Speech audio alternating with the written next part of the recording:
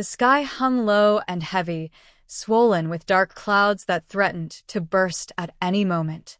A cold wind swept through the cemetery, rustling the bare branches of towering trees and carrying with it the soft sound of muffled sobs. Black umbrellas dotted the landscape like scattered shadows. Mourners stood in silence around the open grave, their faces pale, their hands clasped tightly as if holding themselves together. At the center of it all lay a white casket, heartbreakingly small in its quiet stillness, a cruel symbol of a life taken too soon. She had been young. She had been glowing. She had been pregnant. Whispers moved gently through the crowd, stories of her kindness floating like fragile memories. She had volunteered at shelters, remembered birthdays, brought food to neighbors without being asked. The entire community adored her.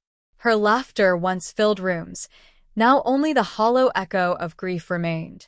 No one could understand how someone so full of life could be lowered into the ground along with the child she never got to hold.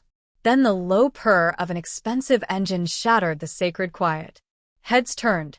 A sleek black car rolled to a stop near the gravesite. The husband stepped out, dressed in a perfectly tailored suit, his expression unreadable. But he was not alone.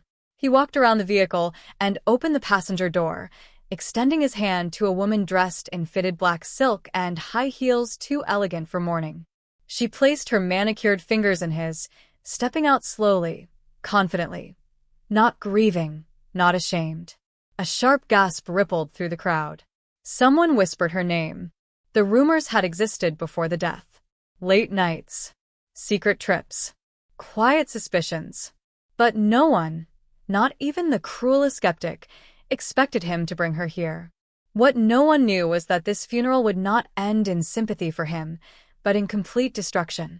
Before the whispers, before the storm, before the betrayal stood exposed beneath a gray sky, there was the woman they had gathered to mourn. She had been the kind of person who softened rooms simply by entering them. Gentle in her speech, intelligent in quiet ways that didn't demand applause, and fiercely loyal to the people she loved. She remembered small details, favorite teas, anniversaries, childhood stories told only once. When someone was struggling, she showed up without announcement, leaving warm meals at doorsteps or sitting beside hospital beds long after others had gone home. She never asked for recognition. She simply gave. When she found out she was pregnant, her joy had been almost childlike. She pressed the ultrasound photo to her chest as if it were already a living heartbeat in her arms. She spoke to her belly in soft whispers when she thought no one was listening. The spare bedroom slowly transformed into a nursery painted in pale cream and soft green. A crib stood half-assembled against the wall. Tiny socks and folded onesies were arranged neatly in drawers she opened almost every evening just to look at. On her bedside table rested a leather-bound journal, its pages filled with letters to her unborn child, promises, dreams, little confessions about how much she already loved someone she had never met. But beneath the sweetness, subtle cracks had begun to form. Her husband grew distant, claiming late meetings and sudden business dinners.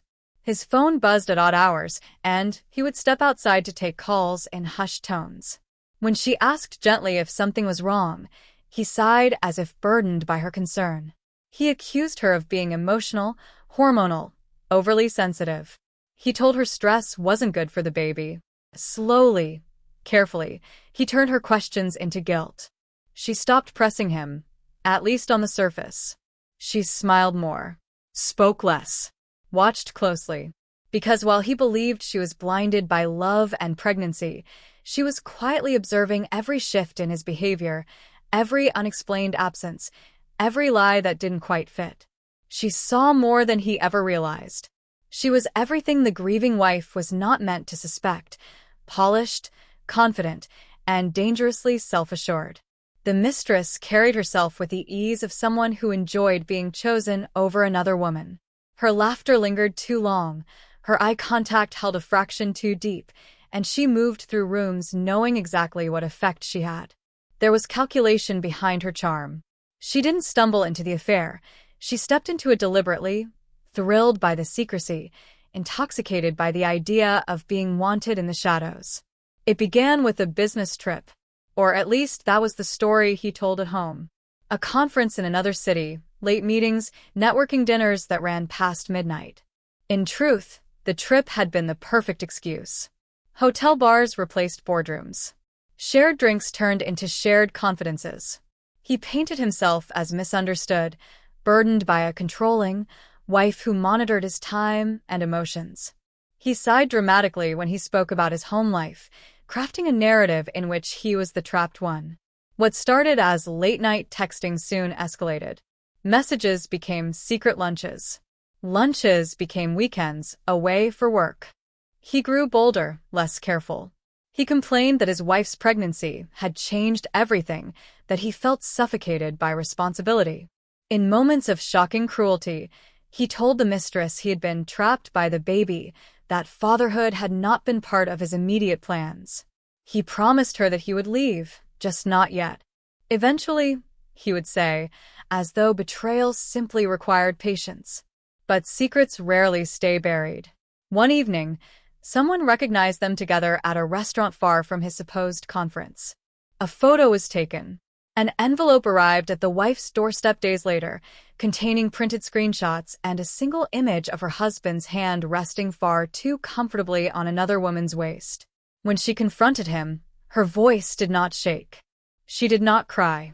She placed the evidence on the table and asked a simple question. He denied, deflected, accused her of paranoia. She listened. She nodded. Instead of screaming, she started planning. It happened on an ordinary evening, the kind that never warns you it will become the last. She had complained of feeling unwell, dizzy, breathless, a sudden sharp pain that made her grip the edge of the kitchen counter. Within minutes, the discomfort escalated into something terrifying. She collapsed before she could reach her phone. The ambulance arrived in a blur of flashing lights and urgent voices. Neighbors watched from doorways as paramedics rushed her out, oxygen mask pressed to her face, her husband following behind with rehearsed panic in his eyes.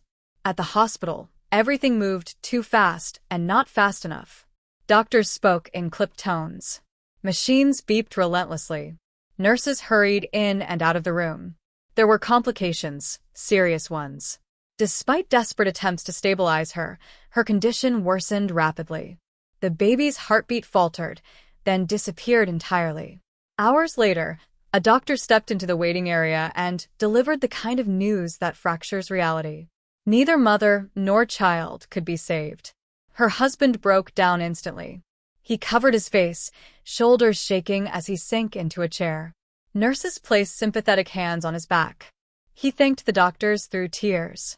By morning, a carefully written tribute appeared on his social media accounts, long paragraphs about love, destiny, and unbearable loss.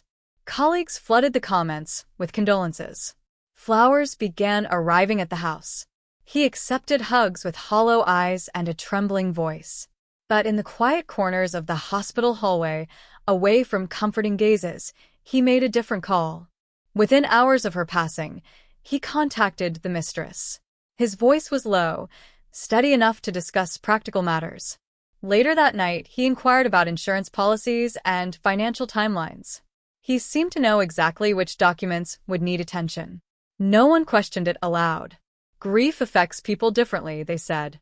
But some silences felt heavier than sorrow. The wind howled softly through the cemetery as reality settled back into the present. The white casket rested above the open earth, ropes secured and ready. Raindrops began to fall, slow, deliberate, like the sky itself was mourning. The crowd stood frozen, still trying to process the audacity unfolding before them. The mistress remained close to him, her manicured fingers sliding possessively onto his arm. She leaned in, whispering something near his ear. For a fleeting second, the corner of his mouth lifted into a faint smirk, small but unmistakable. It was not grief. It was not sorrow. It was something else entirely. That single expression traveled through the crowd faster than any rumor ever had. Near the front, the wife's mother let out a broken cry. Her knees buckled as the weight of humiliation layered itself over unbearable loss. Two relatives caught her before she hit the wet grass. She clutched a handkerchief in trembling fingers, staring at the woman standing beside her son-in-law as if trying to understand how cruelty could breathe so openly. Whispers ignited like sparks in dry air. How could he? She isn't even buried yet. Some turned their faces away in disgust. Others stared openly, no longer masking their judgment. The air thickened, not just with grief, but with outrage. This was no longer just a funeral. It felt like a public insult carved into sacred ground. The husband adjusted his tie, scanning the crowd as though daring anyone to challenge him. The mistress shifted her weight confidently, her heels sinking slightly into the damp soil. Then, from the edge of the gathering, a composed figure stepped forward. The family lawyer, quiet until now, held a slim leather folder against his chest. His expression was calm, almost clinical, but his eyes were steady with purpose. He cleared his throat, his voice cutting cleanly through the murmurs. "Before we close," the lawyer says firmly, "there is something her husband must hear." The air shifted instantly. The soft murmurs died, replaced by a tense, courtroom-like silence that felt almost unnatural in an open cemetery. Even the wind seemed to pause. The lawyer stepped closer to the casket, rain collecting on his shoulders, and opened the leather folder with deliberate care. 2 weeks before her passing, he began, his tone steady and professional. She made significant amendments to her will. A visible flicker crossed the husband's face. "Subtle. Quick. But there." The lawyer continued. She had requested the meeting privately. She had come prepared, with documents, timestamps, printed records. She stated clearly that she was aware of her husband's ongoing affair. She provided evidence.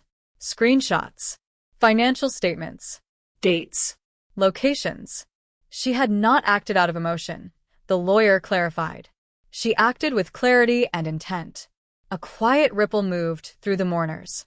"All personal and joint assets," the lawyer read, "have been placed into an irrevocable trust." The husband's jaw tightened. Her spouse has been formally removed as primary beneficiary. A sharp inhale came from somewhere in the crowd.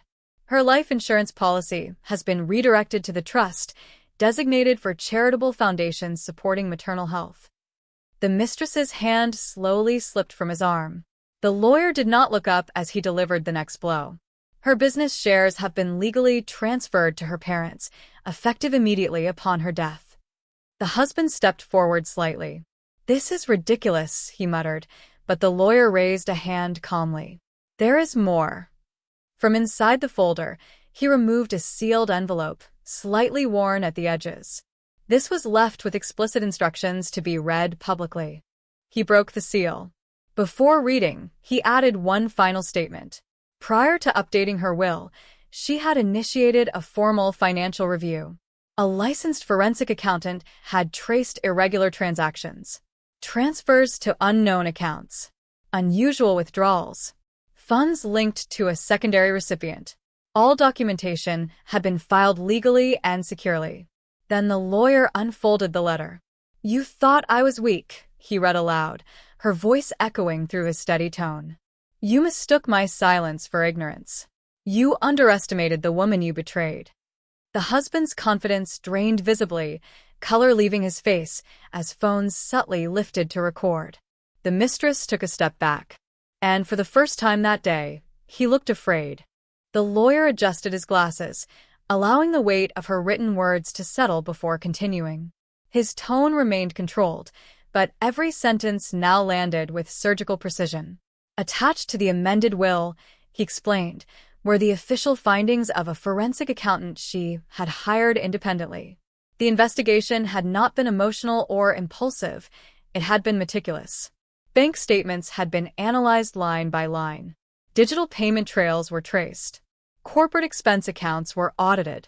There were repeated transfers, the lawyer stated clearly, to a private account not disclosed in marital financial records. A murmur rippled through the crowd. The amounts were not small. They were deliberate, consistent. carefully disguised under business expenditures and fabricated vendor payments. While she had been attending prenatal appointments alone, while she had been assembling a crib and writing letters to her unborn child, money had been quietly rerouted elsewhere. The lawyer continued. There was evidence of future planning, emails discussing property rentals in another city, deposits placed on an apartment lease dated for 2 months after her expected delivery date, insurance policy inquiries, asset liquidation drafts, plans being formed while she was still pregnant. The husband's composure fractured. "This is inappropriate," he snapped, stepping forward. "This isn't the time or place." The lawyer did not raise his voice. He simply continued reading. As part of her final directives, he said, she issued conditional instructions. In the event of her death, all compiled financial evidence was to be automatically submitted to the proper authorities for formal review. A sharp stillness followed.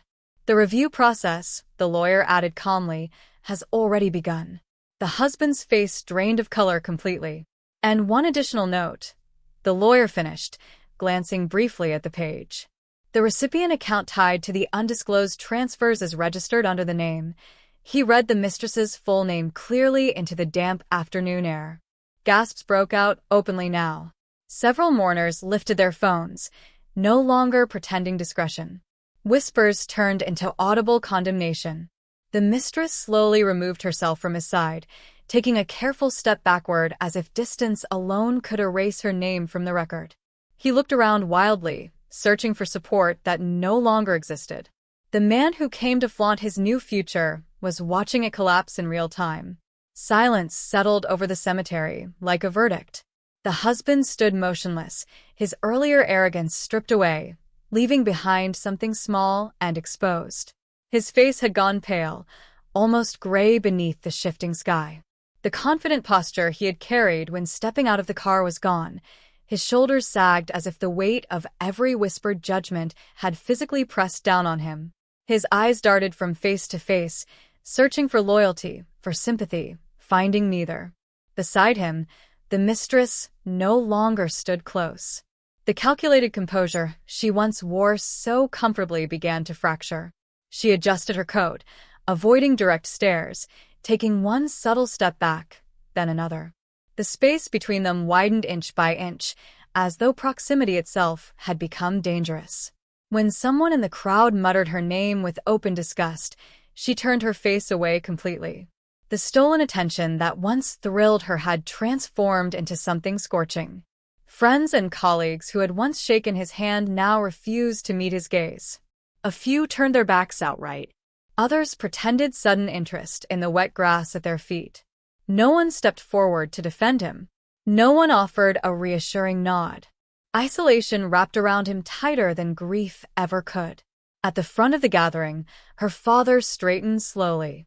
His jaw was firm, his spine unbending. The humiliation that had threatened to crush him minutes earlier now seemed replaced with quiet resolve. He did not shout. He did not gloat. He simply stood tall, reclaiming dignity, without saying a word. Her mother, though tears still streamed down her face, wiped them gently and lifted her chin. There was pain there, but also strength. Their daughter had not left defenseless. The lawyer closed the folder with finality. His voice carried clearly across the open ground. All remaining assets are permanently protected. He receives nothing. As if on cue, the heavy clouds began to thin. A break in the gray allowed a soft beam of sunlight to fall across the white casket, illuminating it with unexpected warmth. No applause followed. No celebration. Just justice, delivered without shouting. Weeks passed, and the initial shock of the funeral had settled into a grim reality that the husband could not escape. The authorities had opened formal investigations into the financial irregularities she had documented. Every hidden transfer, every unreported account, every suspicious transaction was being scrutinized. Legal notices arrived daily. Auditors visited offices, and emails demanding explanations piled up in his inbox. His once respected business reputation, built on years of carefully cultivated charm and networking, crumbled under the weight of scrutiny. Clients pulled contracts, Partners distanced themselves, and whispers of impropriety followed him everywhere. Meanwhile, the mistress had vanished from his life. She no longer answered calls, avoided the offices, and disappeared from social circles he had once believed she dominated. The power she had seemed to wield alongside him evaporated almost instantly. She became an inconvenient memory, a warning rather than an ally. The community, however, rallied around the family he had betrayed and humiliated. Friends, neighbors, and even strangers reached out with donations, support, and heartfelt letters. Her parents found solace not only in community love, but in the fact that her legacy would continue. They established a foundation in her name to support mothers, particularly those navigating the challenges of pregnancy and loss. Her memory became a symbol of compassion, strength, and vigilance, a life far greater than the deceit she had endured. And yet, he remained alone. Gone were the people who had once flattered him, the colleagues who admired him, the mistress who had once thrilled in his secret attention. He sat in empty offices, empty homes, and empty rooms, surrounded by silence that mocked him. She, however, was remembered with love. Children who never knew her smiled at her foundation's gifts. Friends recounted her kindness. Letters to her unborn child were read aloud at gatherings. While he had attempted to flaunt a new future, it was her memory that endured, radiant and untouchable. In the end, the story left a stark and unshakable truth. Betrayal never goes unnoticed. Every lie, every stolen moment, every attempt to manipulate or deceive carries traces, evidence that waits patiently to surface. Those who underestimate quiet strength often learn too late that it can dismantle arrogance without raising a hand. She had not confronted him with fury or chaos. She had acted with precision, intelligence, and foresight, leaving behind a legacy that exposed the depths of his betrayal and secured justice in its purest form.